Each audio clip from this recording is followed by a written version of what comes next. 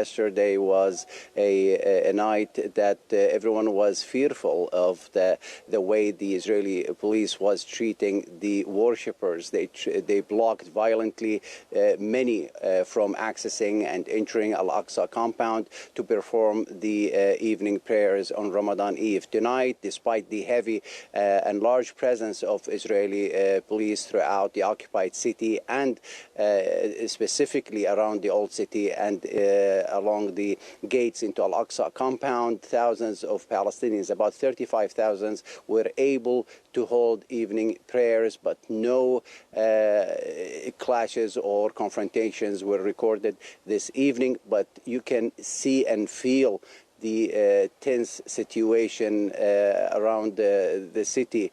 The police held back tonight, despite their heavy presence, especially outside the main gates of the old city, mainly at Damascus Gate. When we were outside earlier this evening, Israeli Prime Minister Netanyahu and the Israeli War Cabinet said that they will assess the situation day by day, week by week, and they will make recommendations on imposing extra restrictions on those allowed into Al-Aqsa compound. But tonight went on without any major security situation, any major clashes, and all eyes now focus on the first Friday of Ramadan, where the feeling is that Israel may impose extra restrictions, especially age restrictions, on those allowed into Al-Aqsa compound. Paul? We saw in Nizar's report a few moments ago that obviously Ramadan this year in Gaza is completely different for obvious reasons. How are Muslims marking Ramadan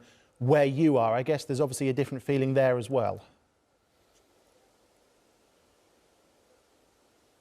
Absolutely, it's a stark difference than the Ramadans we've experienced in past years. You wouldn't see any of the traditional decorations that you would see around the occupied city, even in occupied West Bank. People are just trying to go about Ramadan with less feeling of joy and happiness, and even the family gatherings. We've learned from many people that they're not doing any huge family gatherings to break their fasting each evening. They're just keeping it quiet, keeping that feeling connected with the Palestinians in the Gaza Strip, praying for an end to the war in Gaza.